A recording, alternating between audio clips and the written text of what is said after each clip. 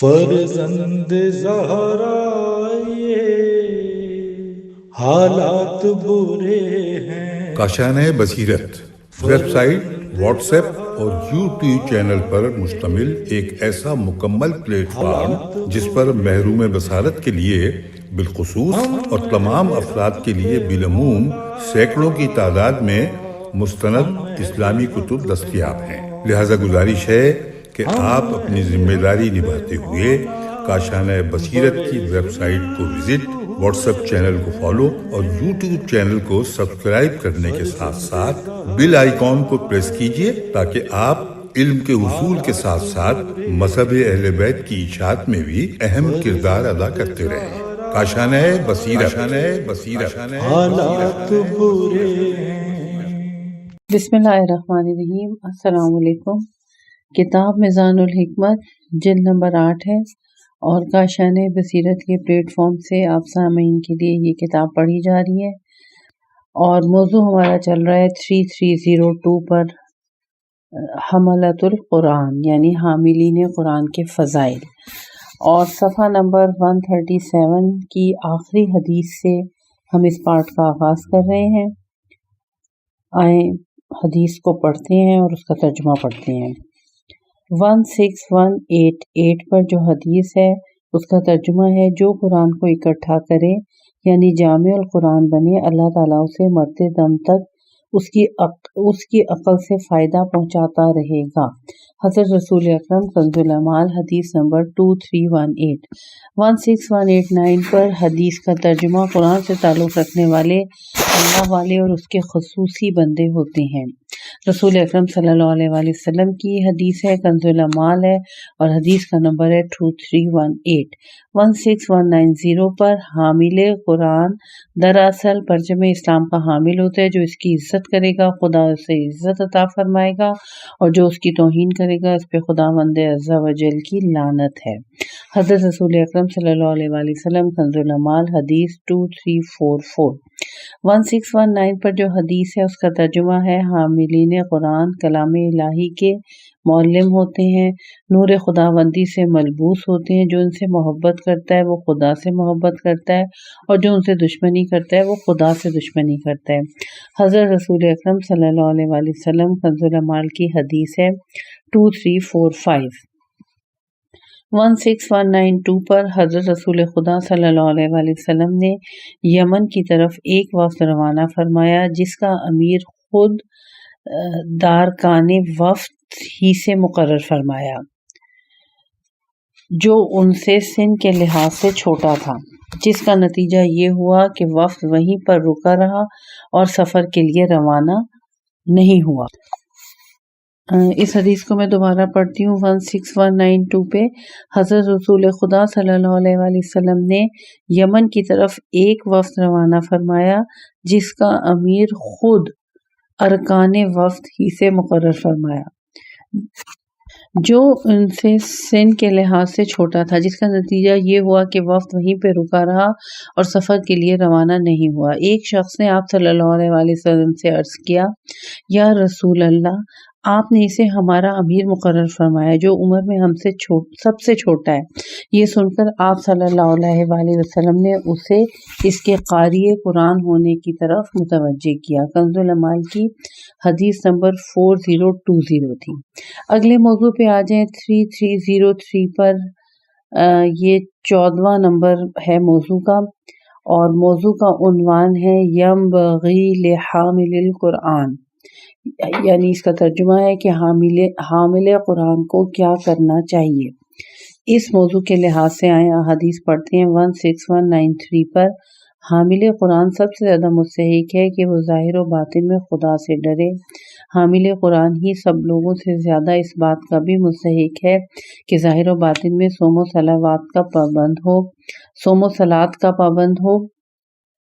حضرت رسول اکرم صلی اللہ علیہ وآلہ وسلم کنز العمال حدیث نمبر 4020۔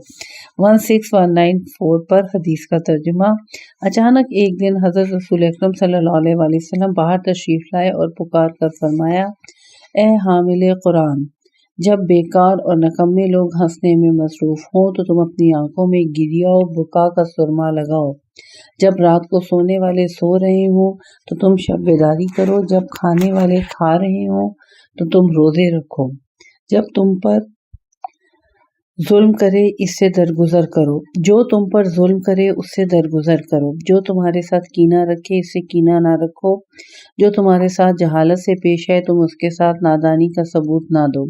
کافی کی جلد نمبر 2 ہے، صفحہ نمبر 604 ہے اور حدیث نمبر 5 ہے۔ قول مؤلف ملاحظہ ہو، علم باب ہے 2886، تیز عقل باب ہے 2809۔ اگلے صفحے پر جو عنوان ہے وہ ہے 3304 اور یہ قرآن کے سلسلے کا 15واں عنوان ہے۔ لا ينبغی لحامل القرآن، وہ باتیں حامل قرآن کے شایان شان نہیں، جو باتیں حامل قرآن کے شایان شان نہیں۔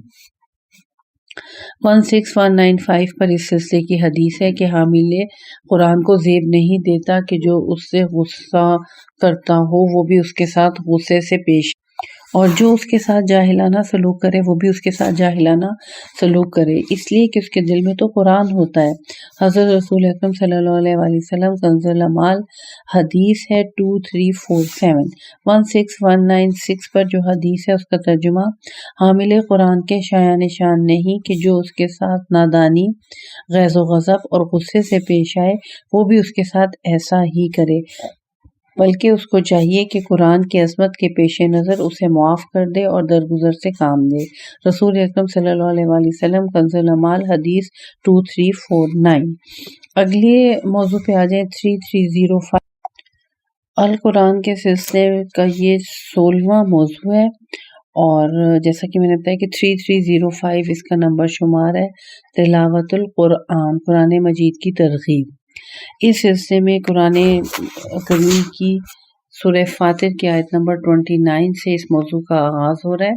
آئیں ترجمہ پڑھتے ہیں۔ یقیناً جو لوگ اللہ کی کتاب کی تلاوت کرتے ہیں انہوں نے نماز قائم کی اور جو کچھ ہم نے بطور رزق دیا ہے اس میں سے ہماری راہ میں خفیہ و اعلانیہ طور پر خرچ کرتے ہیں۔ یہ لوگ ایسی تجارت کے امیدوار ہیں جس میں کسی طرح کی تباہی نہیں ہے۔ اس سلسلے کی احادیث شریف پڑھتے ہیں 16197 پہ۔ جب تم میں سے کوئی شخص اپنے رب سے باتیں کرنے کا ارادہ کرے تو اسے قرآن کی تلاوت کرنا چاہیے۔ حضرت رسول خدا صلی اللہ علیہ وآلہ وسلم کنز العمال کی حدیث نمبر 2257۔ 16198 پر ان دلوں پر اس طرح زنگ چڑھ جاتا ہے جس طرح لوہے پر زنگ چڑھ جاتا ہے۔ پوچھا گیا یا رسول اللہ پھر ان کی چمک کیوں کر ہوگی؟ فرمایا قرآن کی تلاوت سے۔ حضرت رسول اکرم صلی اللہ علیہ وآلہ وسلم کنز العمال کی حدیث نمبر 2441 ہے۔ 16199 پر مختصر سی حدیث ہے غرور الحکم کی کہ ایمان کی بار آوری قرآن کی تلاوت سے ہے۔ حضرت علی علیہ السلام غرور الحکم 7633۔ 16200 پہ جو قرآن کی تلاوت سے مانوس ہو جاتا ہے اسے بھائیوں اور دوستوں کی جدائی وحشت میں نہیں ڈالتی۔ حضرت علی علیہ السلام غرور الحکم 8790۔ 16201 پہ تم سب کو قرآن پڑھنا چاہیے چونکہ قرآن کا پڑھنا گناہوں کا کفارہ ہوتا ہے، جہنم کے خلاف ڈھال ہوتا ہے اور عذاب سے امان دلاتا ہے۔ حضرت رسول اکرم صلی اللہ علیہ وآلہ وسلم بحار الانوار کی جلد نمبر 92 ہے، صفحہ نمبر 17 اور صفحہ نمبر 18۔ 16202 پر جب قرآن پڑھنے والا کوئی لفظی یا اعرابی غلطی کرتا ہے یا وہ الفاظ کو صحیح طور پر ادا نہیں کر سکتا تو اس کی تلاوت کو فرشتہ اس طرح لکھ دیتا ہے جس طرح قرآن نازل ہوا تھا۔ 16203 پر فرزندان عزیز، تلاوت قرآن سے غفلت نہ برتو کیونکہ قرآن مردہ دلوں کو زندہ کرتا ہے، برائیوں، ناپسندیدہ باتوں اور گناہوں سے روکتا ہے۔ حضرت رسول خدا صلی اللہ علیہ وآلہ وسلم کنز العمال حدیث ہے 4032۔ 16204 پہ جو شخص قرآن مجید کی تلاوت کرتا ہے تو گویا نبوت کو اپنے دونوں پہلوؤں کے قریب تر پاتا ہے، البتہ اس پر وحی نہیں ہوتی۔ رسول اکرم صلی اللہ علیہ وآلہ وسلم کنز العمال حدیث ہے 2347۔ 16205 پر جو قرآن پڑھتا ہے تو گویا نبوت اس کے دونوں پہلوؤں کے درمیان ہوتی ہے مگر وحی نہیں ہوتی۔ رسول خدا صلی اللہ علیہ وآلہ وسلم کنز العمال حدیث ہے 2349۔ 16206 پر ختم قرآن کے وقت دعا۔ خدا بندہ قرآن کے ذریعے میرے سینے کو کشادہ کر دے، قرآن ہی کے لیے میرے بدن کو کام میں لا، قرآن کے ساتھ میری آنکھوں کو روشن کر دے، قرآن کے صدقے میں میری زبان کو چلاتا رہ، اور جب تک تو مجھے زندہ رکھے میری اس پر امداد فرما، کیونکہ قوت صرف تیرے ہی پاس ہے۔ حضرت علی علیہ السلام، بحار الانوار کی جلد نمبر 92 صفحہ نمبر 309، کنز العمال جلد 2 صفحہ نمبر 249۔ اگلے موضوع کا نمبر شمار ہے 3306 اور قرآن مجید کا یہ 17 موضوع ہے۔ قراءۃ القرآن بالصوت الحسن، قرآن کو اچھی آواز سے پڑھنا۔ 16207 پہ اچھی آواز قرآن کی زینت ہے۔ حضرت رسول خدا صلی اللہ علیہ وسلم، بحار الانوار کی جلد نمبر 92 ہے، صفحہ نمبر 369 ہے، اور صفحہ نمبر 190 پر بھی یہ حدیث موجود ہے۔ 16208 حدیث کا ترجمہ۔ ہر چیز کے لیے ایک زیور ہوتا ہے، اور قرآن کا زیور خوبصورت آواز ہے۔ رسول خدا صلی اللہ علیہ وسلم، کنز العمال حدیث نمبر 2768۔ 16209 پر جو حدیث ہے، قرآن کو اپنی آوازوں کے ساتھ زینت دو۔ رسول اکرم صلی اللہ علیہ وسلم، بحار الانوار کی جلد نمبر 92 ہے، اور صفحہ نمبر 190 ہے، اور حدیث نمبر 2 ہے۔ 16210 پر جو حدیث ہے، اس کا ترجمہ۔ جب حضرت صلی اللہ علیہ وسلم سے پوچھا گیا کہ قرآن میں کس چیز کی آواز اچھی ہوتی ہے، تو فرمایا اس شخص کی آواز بہترین ہے کہ جب تم اس کی قرأت سنو تو یہ مان لو کہ وہ خدا سے ڈرتا ہے۔ بحار الانوار کی جلد نمبر 93 صفحہ نمبر 195 اور حدیث نمبر 10 ہے۔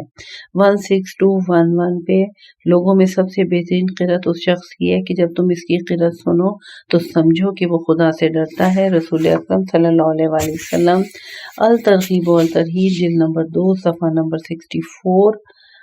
نمبر 364 اور حدیث نمبر 9 ہے۔ 16212 پر جو حدیث ہے، قرآن کو اپنی آوازوں کے ساتھ حسن عطا کرو، کیونکہ اچھی آواز ہی قرآن کے حسن میں اضافہ کر سکتی ہے۔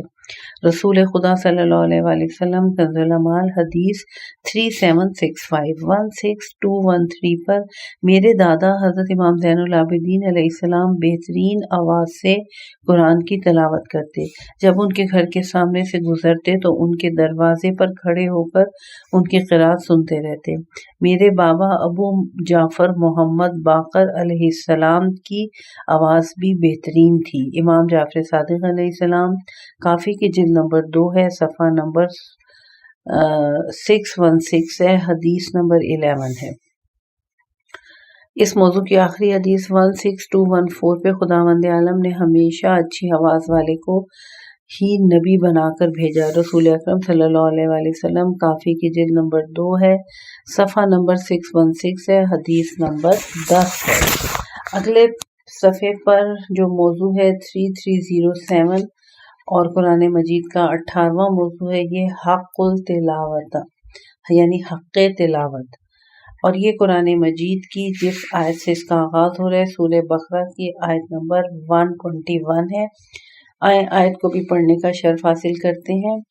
الذین آتیناہم الکتاب یتلونہ حق تلاوتہ اولئک یؤمنون بہ ومن یکفر بہ فاولئک ھم الخاسرون۔ جن لوگوں کو ہم نے قرآن جیسی کتاب دی ہے، وہ لوگ اسے اس طرح پڑھتے ہیں جو اس کے پڑھنے کا حق ہوتا ہے، یہی لوگ اس پر ایمان لاتے ہیں، اور جو لوگ اس سے انکار کرتے ہیں وہی گھاٹے میں ہیں۔ آئیں اس سلسلے کی احادیث شریف کا مطالعہ کرتے ہیں۔ 16215 پہ میں خدا کے نزدیک اس گروہ کی شکایت کرتا ہوں جو جاہل ہو کر جیتے اور گمراہ ہو کر مرتے ہیں۔ جب قرآن کی تلاوت اس طرح ہو رہی ہو جس طرح تلاوت کا حق ہے تو اس گروہ میں ان کی مانگ نہیں ہوتی، نیز جب قرآن کو بے محل استعمال کیا جائے تو اس سے زیادہ کوئی مقبول اور قیمتی چیز نہیں ہوتی۔ امام علی علیہ السلام، نہج البلاغہ، خطبہ نمبر 17، شرح نہج البلاغہ ابن ابی الحدید، جلد نمبر 1، صفحہ نمبر 284۔ 1616 پر حدیث کا ترجمہ، میرے بعد تم پر ایک ایسا دور آنے والا ہے جس میں حق بہت پوشیدہ اور باطل بہت نمایاں ہوگا۔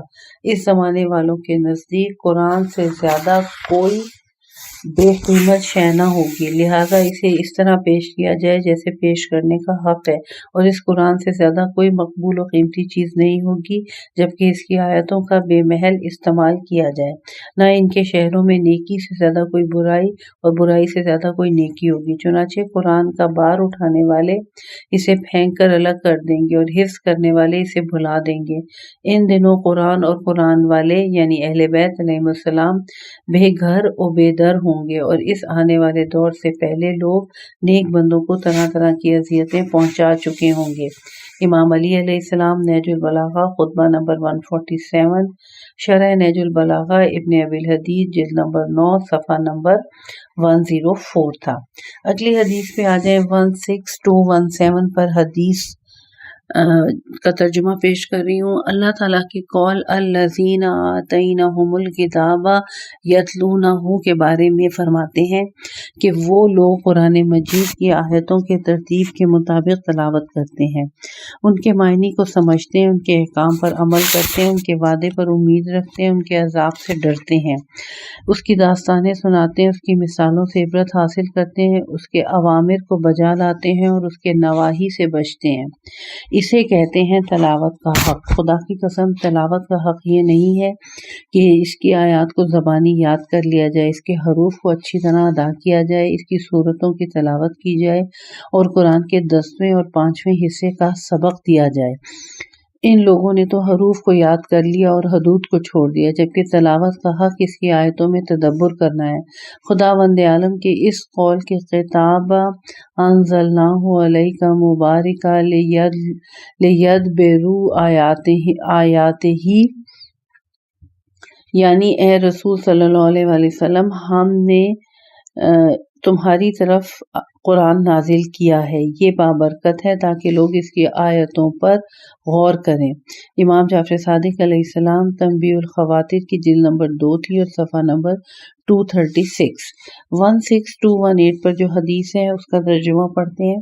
خدا بند عالم کے اس قول یتلونہ حق تلاوتہ کے بارے میں فرماتے ہیں، اس کی اتباع کرتے ہیں جس طرح کے اتباع کرنے کا حق ہے۔ رسول اکرم صلی اللہ علیہ وآلہ وسلم در منصور جلد نمبر 1 صفحہ نمبر 272۔ 16219 پر ختم قرآن کے وقت الفاظ کے ساتھ دعا کرتے تھے، خدا بندہ اس وقت جب کہ تو نے اس کی تلاوت کے لیے ہماری مدد فرمائی ہے اور اس کے حسن عبادت کے لیے ہماری زبانوں کے لیے آسانی کی راہیں ہموار کی ہیں، تو یہ مہربانی بھی فرما کہ ہمیں ان افراد میں سے قرار دے جو قرآن کی اسی طرح پابندی اختیار کرتے ہیں جو پابندی اختیار کرنے کا حق ہے، اور اس کی محکم آیات پر پختہ یقین رکھ کر تیرے آگے سر تسلیم خم کیے ہوئے ہیں۔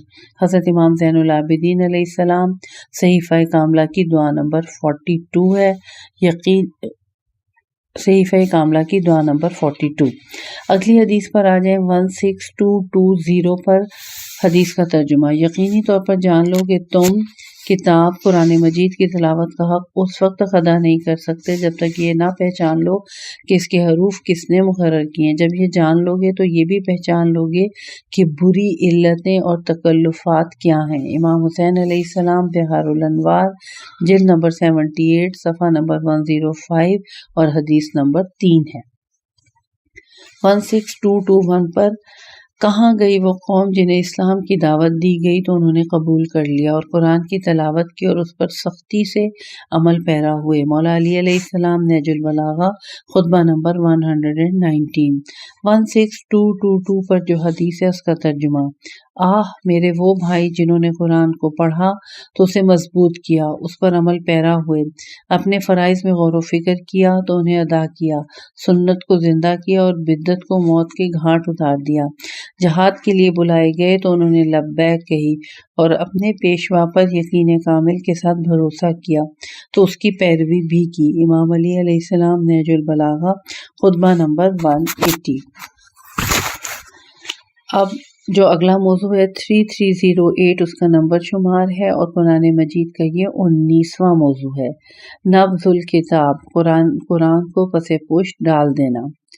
اس سلسلے میں قرآن کی جس آیت سے اس موضوع کا آغاز ہو رہا ہے سورہ آل عمران کی آیت نمبر 187 ہے۔ اور اے رسول صلی اللہ علیہ وآلہ وسلم، ان کو وہ وقت یاد دلاؤ جب خدا نے اہل کتاب سے عہد و پیمان لیا تھا کہ کتاب خدا کو صاف صاف بیان کریں اور خبردار اس کی کوئی بات چھپائیں نہیں، مگر ان لوگوں نے اس کا ذرا بھی خیال نہ کیا، کتاب خدا کو پس پشت ڈال دیا اور اس کے بدلے میں تھوڑی سی قیمت حاصل کی۔ بس یہ کیا ہی برا سودا ہے جو یہ لوگ خرید رہے ہیں۔ اور جب ان کے پاس خدا کی طرف سے رسول آیا اور وہ اس کتاب یعنی توریت کی جو ان کے پاس ہے تصدیق بھی کرتا ہے، تو ان اہل کتاب کے ایک گروہ نے کتاب خدا کو اس طرح پس پشت ڈال دیا گویا وہ کچھ جانتے ہی نہیں۔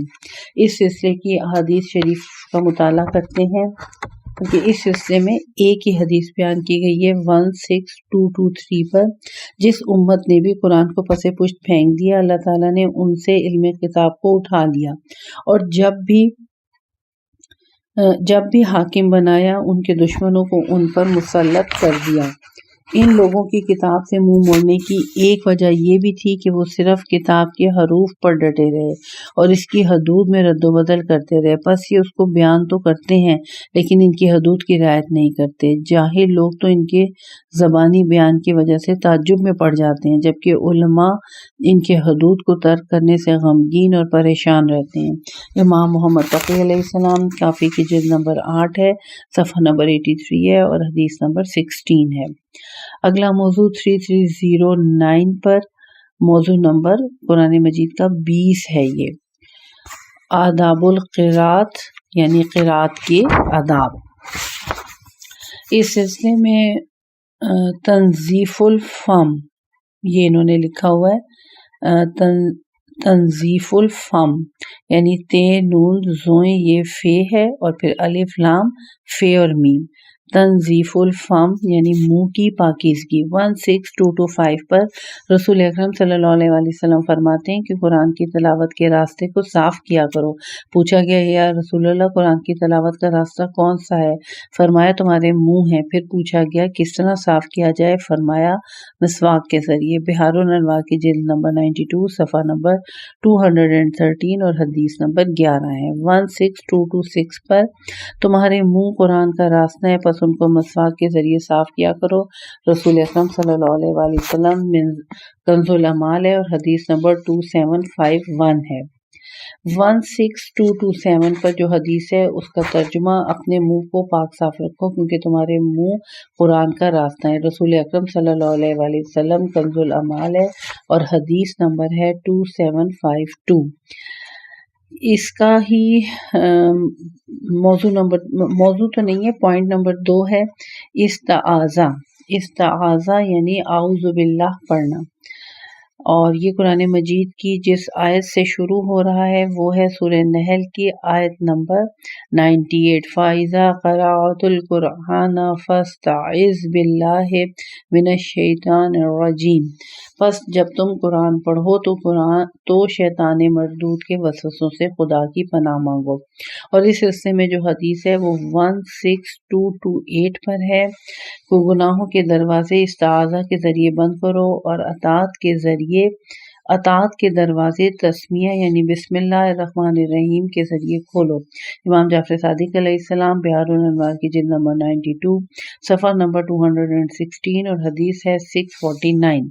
16229 پر حدیث کا ترجمہ جب امام علیہ السلام سے ہر صورت کی ابتدا میں استعاذہ کو پوچھا گیا تو فرمایا ہاں پڑھو، شیطان مردود سے خدا کی پناہ مانگو اور یہ بھی یاد رکھو کہ رجیم خبیث ترین شیطان کو کہتے ہیں۔ امام جعفر صادق علیہ السلام تفسیر عیاشی جلد نمبر 2 صفحہ نمبر 270 حدیث نمبر 68۔ قول مؤلف ملاحظہ ہو، عنوان 379 استعاذہ۔ اب اگلے صفحے پر اسی کا پوائنٹ نمبر 3 ہے اور ترتیل، پوائنٹ نمبر 3 ترتیل اور اس میں قرآن مجید کی سورہ مزمل کی آیت نمبر 4 ہے، اوزد الیہ وترتیل القرآن ترتیلا، اور قرآن مجید کو ٹھہر ٹھہر کر پڑھو۔ اس سلسلے میں جو حدیث بیان کی جا رہی ہیں ان کا مطالعہ کرتے ہیں۔ 16230 پر ورتل القرآن ترتیلا کے بارے میں فرماتے ہیں قرآن مجید کو واضح کر کے پڑھو جس طرح کہ اس کا حق ہے۔ اس کے حروف کو سبزی فروشوں کی آواز کی طرح نثر کی صورت میں نہ پڑھو، نہ ہی اشعار کی لے میں بھی پڑھو۔ اس کے عجائبات پر رک جاؤ، عجیب باتوں میں غور کرو، اس کے ساتھ ہی اپنے دلوں کو بھی حرکت میں لاؤ، اور خبردار تم میں سے کسی ایک کا بھی مقصد صورت کا ختم کرنا نہیں ہونا چاہیے۔ رسول اکرم صلی اللہ علیہ وآلہ وسلم نوادر راوندی حدیث نمبر 30۔ 16231 پر قرآن مجید کو خوبصورت انداز میں تلاوت کرو، اشعار کی لے میں بھی نہ پڑھو، ذکر عجائب پر توقف کرو، قرآن کے مطابق اپنے دلوں کے زخموں کا قرآن کے ذریعے علاج کرو، اور تم میں سے کسی کا مقصد اختتام صورت نہیں ہونا چاہیے۔ رسول اکرم صلی اللہ علیہ وآلہ وسلم کنز العمال حدیث 4117۔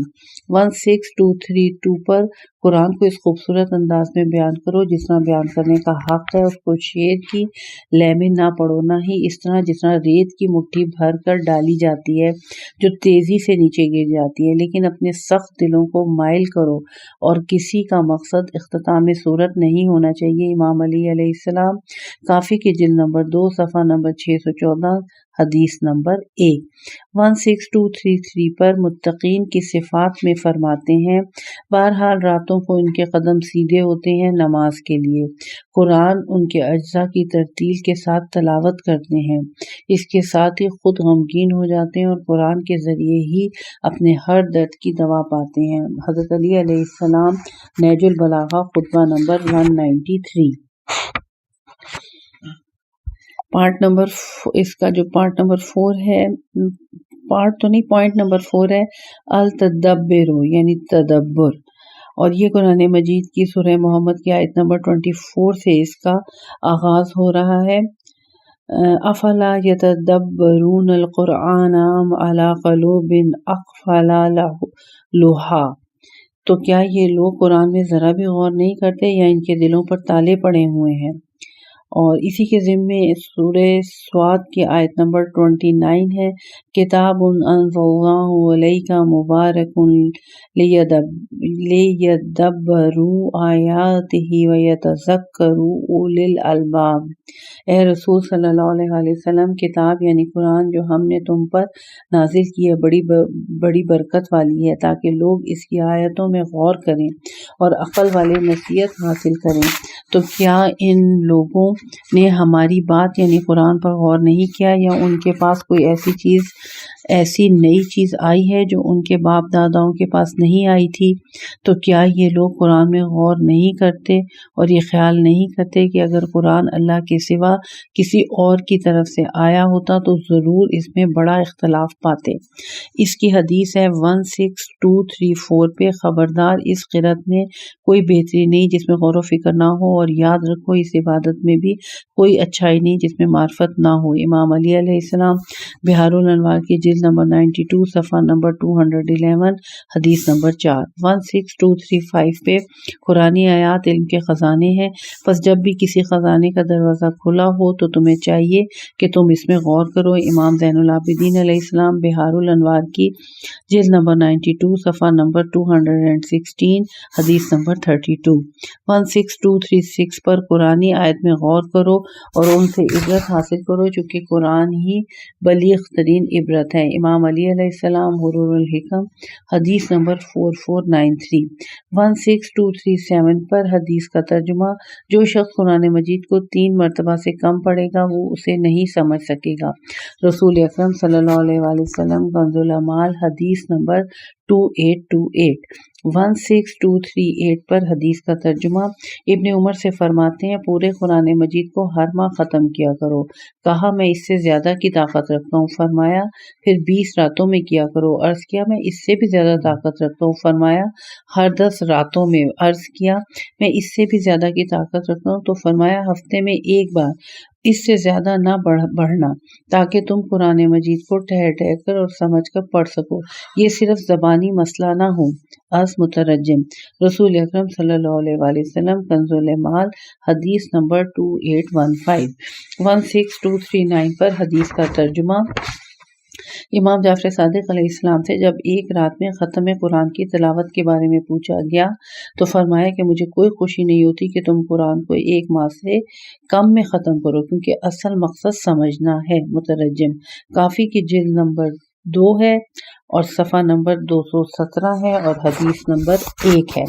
قول مؤلف ملاحظہ و ابادہ، اس کا پوائنٹ نمبر 5 آخری پوائنٹ ہے، وہ پڑھتے ہیں الخشوع یعنی خشوع۔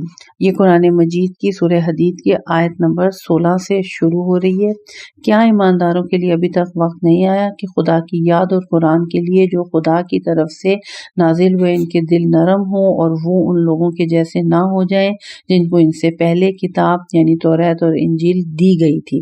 یعنی جب ایک طویل عرصہ گزر گیا تو ان کے دل سخت ہو گئے اور ان میں سے زیادہ بدکار ہیں۔ اس سلسلے میں حدیث 16240 پر امام رضا علیہ السلام خراسان کے راستے میں رات کو اپنے بستر میں قرآن مجید کی بہت زیادہ تلاوت فرماتے۔ جب کسی ایسی آیت تک پہنچتے جن میں جنت یا دوزخ کا ذکر ہوتا تو آنسو بہاتے اور خدا سے جنت کی دعا کرتے اور دوزخ سے پناہ مانگتے۔ عیون اخبار الرضا علیہ السلام جلد نمبر 2 صفحہ نمبر 182 حدیث نمبر 16241 پر حدیث کا ترجمہ۔ جب میں قرآن کی تلاوت کرتا ہوں تو مجھے تعجب ہوتا ہے کہ میں بوڑھا کیسے نہیں ہوا۔ رسول اکرم صلی اللہ علیہ وآلہ وسلم بحار الانوار کی جلد نمبر 16 صفحہ نمبر 258 حدیث نمبر 42 16242 پر حدیث کا ترجمہ۔ قرآن مجید کو جز کی صورت میں پڑھا کرو کیونکہ وہ نازل ہی اس صورت میں ہوا ہے۔ رسول اکرم کنز الامال حدیث نمبر 2777 16243 پر حدیث کا ترجمہ۔ قرآن کی تلاوت کرو اور آنسو بہاؤ، اگر رو نہیں سکتے تو رونے کی شکل بناؤ، جو شخص قرآن مجید کو راگ سے پڑھے گا وہ ہم میں سے نہیں۔ رسول اکرم کنز الامال حدیث نمبر 2794 16244 پہ حدیث جو آنکھ بھی قرآن کی تلاوت میں آنسو بہائے گی وہ قیامت کے دن ٹھنڈک پائے گی۔ رسول اکرم کنز الامال حدیث نمبر 2834 16245 پر اس سلسلے کی آخری حدیث جب حضرت صلی اللہ علیہ وآلہ وسلم سے پوچھا گیا کہ کس شخص کی قرأت سب سے بہتر ہے تو فرمایا اس شخص کی قرأت بہترین ہے کہ جب تم اس کی قرأت سنو تو یہ دیکھو کہ وہ خدا سے کیسے ڈرتا ہے۔ رسول اکرم صلی اللہ علیہ وآلہ وسلم کنز الامال حدیث ہے 4143۔ قول مؤلف ملاحظہ و حدیث نمبر 16511۔ اس پارٹ کا اب ہم یہیں پر اختتام کرتے ہیں۔ صفحہ نمبر 157 تک پارٹ کا اختتام ہوا۔ ابھی یہ کتاب لسان الحکمت جلد نمبر 8 جاری ہے۔